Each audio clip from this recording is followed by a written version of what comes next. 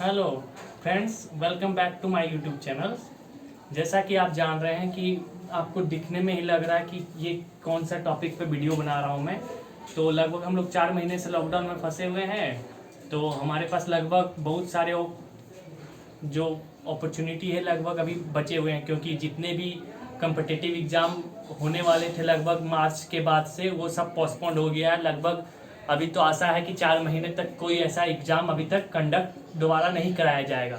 तो आप लोगों के पास एक अच्छा अपॉर्चुनिटी है कि आप अच्छे तरीके से जो चीज़ आपका कवर नहीं है उसको आप अच्छे तरीके से कवर कर सकते हैं और कम्पिटिटिव एग्ज़ाम का तैयारी कर सकते हैं। आइए स्टार्ट करते हैं आज का क्लासेस। आज हम आपको डिजिबिलिटी बताएंगे। जैसा कि आप बोर्ड पे देख रहे हैं, टॉपिक है डिजिबिलिटी, और यहाँ पे कुछ नंबर दिए गए हैं जिस पे हम चेक करेंगे कि वो नंबर डिविजिबल होगा या नहीं होगा।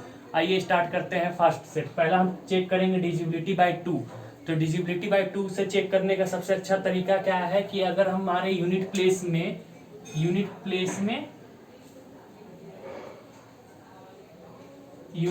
में क्या होना चाहिए, अगर इवन नंबर हो जाए तो हम बता पाएंगे कि वो क्या होगा, 2 से डिविजिबल होगा, अदरवाइज 2 से डिविजिबल नहीं होगा। ये सब यूनिट प्लेस में होने चाहिए। तो आपको यूनिट प्लेस और टेंस प्लेस सबको पता है, जहाँ तक हमें पता ही होगा। तो जैसा कि आप समझ रहे हैं, तो कोई भी डिजिट को हम कैसे बता पाएंगे कि वो 2 से डिविजिबल होगा या नहीं होगा। तो उसके यूनिट प्लेस में अगर ये डिजिट्स रहेंगे तो वो 2 से डिविजिबल होगा। तो कोई भी एग्जाम्पल रेंडमली हम कोई एग्जाम्पल ले लेते हैं, जैसे कि मान लेते हैं 7 8 2 3। तो यहाँ पे आप देख ले रहे हैं कि लास्ट में यूनिट प्लेस में 3 आ रहा है, तो जो कि इवन नंबर नहीं है। तो ये नंबर जनरली क्या ऐसे भी 2 से ये डिविजिबल नहीं होगा। तो यहाँ पे अगर कोई एक पार्टिकुलर डिजिट अगर दूसरा डिजिट होता, अगर 4 होता, तो ये अब यूनिट प्लेस पे 4 है, तो ये होल नंबर जो होगा वो 2 से डिविजिबल होगा। तो आप समझ गए। अब बात करते हैं डिजिबिलिटी बाय 3 से। तो 3 से डिविजिबल होने का क्या कंडीशन है कि जो टोटल नंबर होंगे उनके जो डिजिट्स के सम होंगे वो अगर 3 से डिविजिबल होते हैं तो पूरा नंबर 3 से डिविजिबल होगा, अदरवाइज नहीं होगा। आइए स्टार्ट करते हैं। सम जो होना चाहिए, सम इज डिविजिबल बाय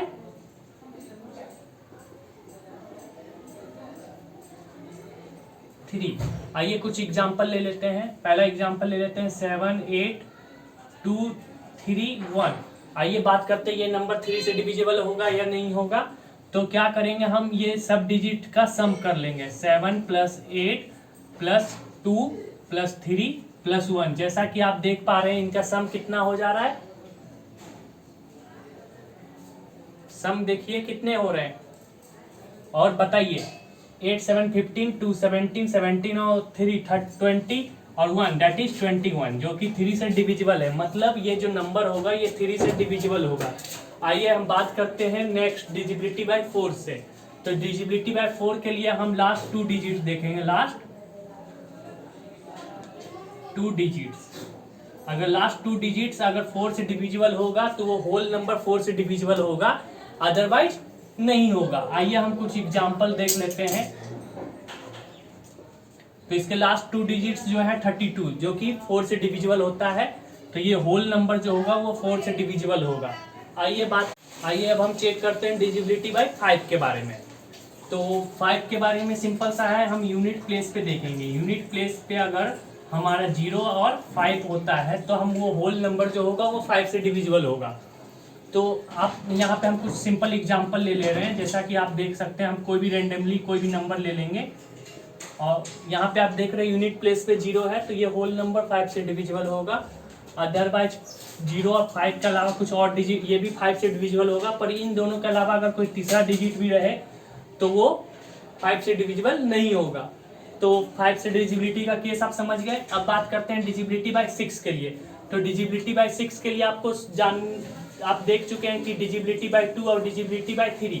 तो 6 से डिविजिबल होने का केस क्या है कि वो नंबर क्या होना चाहिए, डिविजिबल बाय 2 भी हो एंड साथ में 3 से भी हो। अब जो नंबर 2 और 3 दोनों से होगा तो वो नंबर 6 से भी डिविजिबल होगा। तो आइए हम कुछ एक रैंडम एग्जांपल ले लेते हैं। जैसा कि 7 3 2 समथिंग है। तो यहाँ पे आप देख सकते हैं ये लास्ट प्लेस यूनिट प्लेस है 2, जो कि इवन नंबर है, तो ये 2 से डिविजिबल है। लेकिन इनका जो सम होगा ये आप देख सकते हैं, सम करने पे आपको कितना मिल रहा है 12, सम करने पे कितना मिल रहा है 12। तो 12 जो सम करने पे मिल रहा है तो ये 3 से भी डिविजिबल है, डेट इज ये पूरा जो 732 जो नंबर है वो 6 से डिविजिबल है। ठीक है, आइए बात करते हैं 8 के बारे में, डिजिबिलिटी बाई 8। तो डिजिबिलिटी बाई 8 के लिए आप एक तरह से समझ लीजिए डिजिबिलिटी बाई 4। तो जैसे लास्ट 2 डिजिट हम 4 में देख रहे थे, ठीक उसी टाइप में 8 के लिए हम लास्ट 3 डिजिट्स देखेंगे। तो लास्ट 3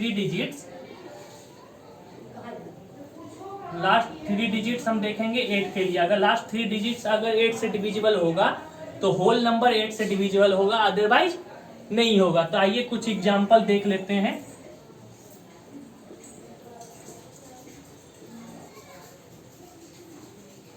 ये इतना लंबा डिजिट्स है, तो आप यहाँ चेक कीजिए कि ये नंबर 8 से डिविजिबल होगा या नहीं। तो आइए हम स्टार्ट करते हैं 8 से डिविजिबल होने का कंडीशन।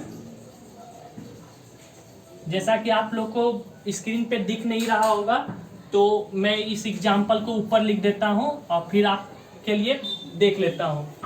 7 3 2 4 3 2 1 4 समथिंग ये नंबर है, कोई भी रैंडम नंबर ले लिया मैं।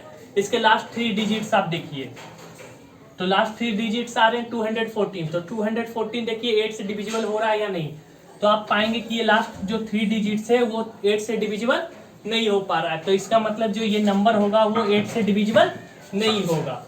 आइए बात करते हैं डिजिबिलिटी बाय 9 के बारे में। तो डिजिबिलिटी बाय 9 सेम है डिजिबिलिटी बाय 3 से। जैसा कि डिजिबल बाय 3 में आप देखते हैं कि वो होल नंबर जो सम होगा वो 3 से अगर डिविजिबल होगा तो होल नंबर 3 से डिविजिबल होगा, अदरवाइज वो 3 से डिविजिबल। आइए अब हम चेक करते हैं डिजिबिलिटी बाय 9 के बारे में। तो 9 के बारे में तो पिछले में अभी पहले आपने देखा था कि डिजिबिलिटी बाय 3 से हम कैसे देख सकते हैं। तो डिजिबिलिटी बाय 3 में आपने देख चुका था कि जो सम होना चाहिए वो 3 से डिविजिबल होगा, तो वो होल नंबर 3 से डिविजिबल होगा। तो उसी टाइप में हम 9 के लिए देखेंगे। तो 9 का जो सेम प्रोसेस है, जो सम होना चाहिए, सम ऑफ डिजिट्स जो होने चाहिए वो हमारे डिविजिबल 9 से होने चाहिए। तो अगर सम टोटल होल जो नंबर है उनका जो डिजिट्स का जो सम होगा वो अगर 9 से डिविजिबल है तो होल नंबर 9 से डिविजिबल होगा।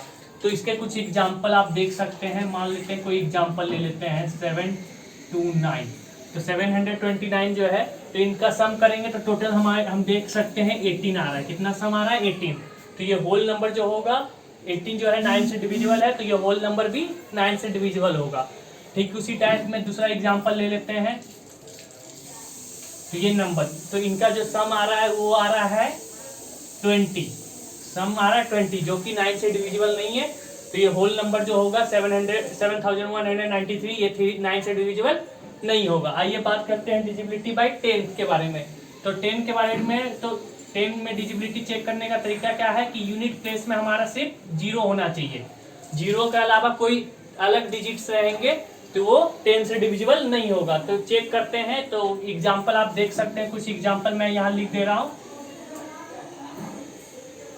तो यहाँ पे आप देख सकते हैं 3145 ये जो नंबर है ये लास्ट में यूनिट प्लेस पे 5 आ रहा है। तो ये 5 से तो डिविजिबल है, लेकिन लास्ट में 0 नहीं है, दैट इज ये 10 से डिविजिबल नहीं होगा। अगर इसी के साथ अगर 0 भी हो जाता तो ये 10 से डिविजिबल हो जाता। तो आप जैसा कि देख सकते हैं।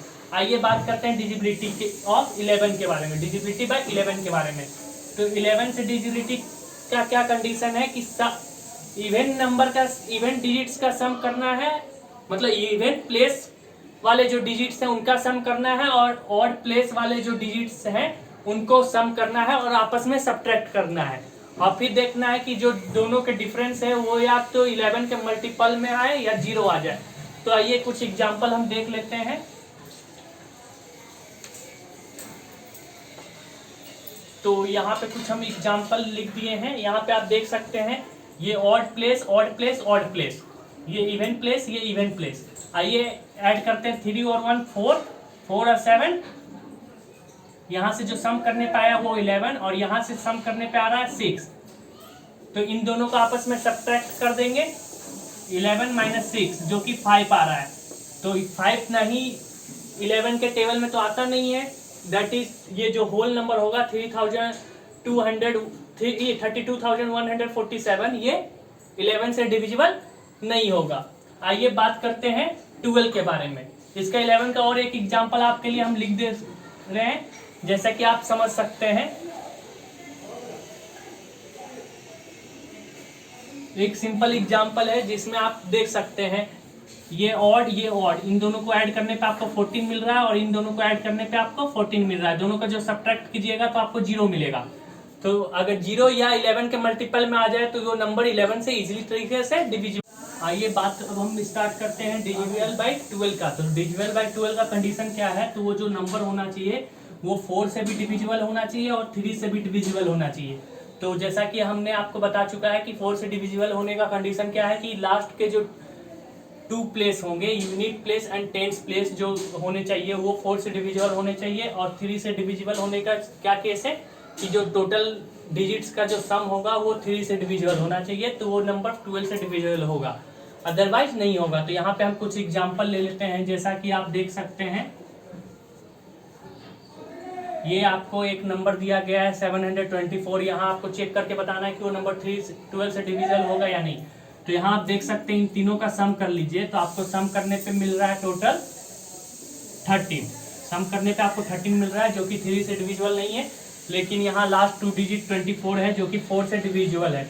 तो इस केस में आपको 3 से डिविजिबल नहीं मिला लेकिन 4 से डिविजिबल मिल गया, तो ये नंबर जो होगा वो 12 से डिविजिबल नहीं हो पाएगा, क्योंकि हमको ये दोनों से चाहिए कि 3 से भी डिविजिबल होना चाहिए और 4 से भी डिविजिबल होना चाहिए। तो ये नंबर आप देख पा रहे हैं कि ये नंबर पार्टिकुलरली सिर्फ 4 से डिविजिबल हो पा रहा है लेकिन 3 से नहीं हो पा रहा है, तो ये नंबर जो होगा 12 से डिविजिबल नहीं होगा। आइए अब हम बात करते हैं डिविजिबिलिटी बाय 7 के बारे में। तो 7 के बारे में आपको किसी भी बुक में जनरली नहीं मिला होगा, तो आइए आज आपको हम बताते हैं कि कैसे हम चेक कर सकते हैं कोई भी जो नंबर होगा वो 7 से कैसे डिविजिबल होगा। तो आइए हम कुछ एग्जांपल्स देख लेते हैं। ये एक प्रोसीजर के थ्रू होगा कि हम कैसे बता पाएंगे कि कोई भी नंबर जो होगा वो 7 से डिविजिबल होगा। तो एक नंबर आपके सामने है 112, तो इसको आपको बताना है कि ये 7 से डिविजिबल होगा या नहीं होगा। क्यों मैं लंबा डिजिट नहीं ले रहा हूँ, ताकि आपको एक लंबा प्रोसेस ना करना पड़े, तो मैं एक छोटा डिजिट लिया हूँ 112। इसको चेक करते हैं कि ये 7 से डिविजिबल होगा या नहीं। तो इसका प्रोसीजर है कि बार बार आपको यूनिट प्लेस को अलग करना पड़ेगा, ठीक है। तो जैसा कि आप देख रहे हैं 112 है, तो इसको क्या करेंगे, यूनिट प्लेस को अलग करके 2 से मल्टीप्लाई करके सब्ट्रैक्ट कर देंगे। तो 11 रखे साथ में और यूनिट प्लेस को अलग करके 2 से मल्टीप्लाई करके सब्ट्रैक्ट करके लिख रहे हैं। तो यहाँ पे आप क्या देख रहे हैं कि यहाँ पे आपको आया 7, दैट इज ये 7 से डिविजिबल है। ठीक उसी टाइप में दूसरा एग्जांपल आपके सामने हम लिख रहे हैं 2961, इसी टाइप के ये दूसरा एग्जांपल है। तो यहाँ पे हम क्या करेंगे, हमारे लिए यूनिट प्लेस 1 है, तो 1 को अभी हम अलग कर देंगे और बाकी डिजिट को हम साथ में रखेंगे। और यूनिट प्लेस 1 था तो उसको 2 से मल्टीप्लाई करके सब्ट्रैक्ट कर देंगे। तो यहाँ से आप देख सकते हैं हमें जो रिजल्ट आ रहा है वो आ रहा है 294। फिर अगेन हम 294 को फिर वही प्रोसीजर के अंतर्गत काम करेंगे। यहाँ यूनिट प्लेस 4 है तो 4 को 2 से मल्टीप्लाई करके सब्ट्रैक्ट करेंगे। यहाँ से आया 28। तो जैसा कि आप जानते हैं 28 जो होता है 7 से डिविजिबल है, तो ये होल नंबर जो होगा वो 7 से डिविजिबल होगा। ठीक इसी टाइप में और भी आप एग्जाम्पल देख सकते हैं। ये बात करते हैं डिविजिबिलिटी बाय 14 से। तो कैसे हम बता पाएंगे कि कोई डिजिट 14 से डिविजिबल है या नहीं है। तो 14 से डिविजिबल होने का केस क्या है, वो 2 से भी डिविजिबल होना चाहिए और 7 से भी डिविजिबल होना चाहिए। तो एग्जाम्पल के तौर पे आप ले लीजिए 196 हमें चेक करना है कि ये 14 से डिविजिबल होगा या नहीं होगा। तो यूनिट प्लेस देखिए, यूनिट प्लेस इवन नंबर है, दैट इज वो 2 से डिविजिबल है, नो डाउट, इसमें कोई प्रॉब्लम नहीं होना चाहिए। अब आइए 7 से डिविजिबल होने का केस। तो उसी टाइप में आप कीजिए, यूनिट प्लेस को अलग कीजिए और उसको 2 से मल्टीप्लाई करके बाकी डिजिट से सब्ट्रैक्ट कर दीजिए। तो 19 माइनस 12, तो यहाँ से आप सिंपली देख पा रहे हैं ये 7 आ रहा है, दैट इज ये 14 से डिविजिबल होगा, क्योंकि ये 7 से भी डिविजिबल आ गया और ये 2 से डिविजिबल है, तो ये 14 से डिविजिबल हो गया। आइए बात करते हैं 15 के बारे में। तो 15 से डिविजिबल होने का कंडीशन क्या है कि वो 3 से भी डिविजिबल होना चाहिए और 5 से भी डिविजिबल होना चाहिए। तो इसका कोई भी आप एग्जाम्पल देख सकते हैं। एग्जाम्पल के तौर पे हम ले लेते हैं 135 को हम चेक कर लेते हैं कि वो 15 से डिविजिबल होगा या नहीं। मैं बड़े बड़े एग्जाम्पल नहीं ले रहा हूँ क्योंकि ज़्यादा टाइम भी लगेगा और ज़्यादा लंबा कैलकुलेशन भी होगा, तो आप इजी तरीके से आप समझ सकते हैं। तो देखिए इन सबका सम कर लीजिए, तो इनके सम से आपको मिलेगा 9, जो कि 3 से इजिली डिविजिबल है, और इसका यूनिट प्लेस में 5 है जो कि 5 से डिविजिबल है। तो ये 3 से भी डिविजिबल है और 5 से भी डिविजिबल है, तो जब दोनों से डिविजिबल है तो वो 15 से डिविजिबल होगा। अब आइए बात करते हैं हम 16 से। तो 16 में आपको देखना पड़ेगा लास्ट 4 डिजिट, लास्ट 4 डिजिट अगर 16 से डिविजिबल है तो वो नंबर जो होगा वो 16 से डिविजिबल होगा, अदरवाइज नहीं होगा। इसका एग्जांपल आप देख सकते हैं, मान लेते हैं कोई नंबर ले लेते हैं,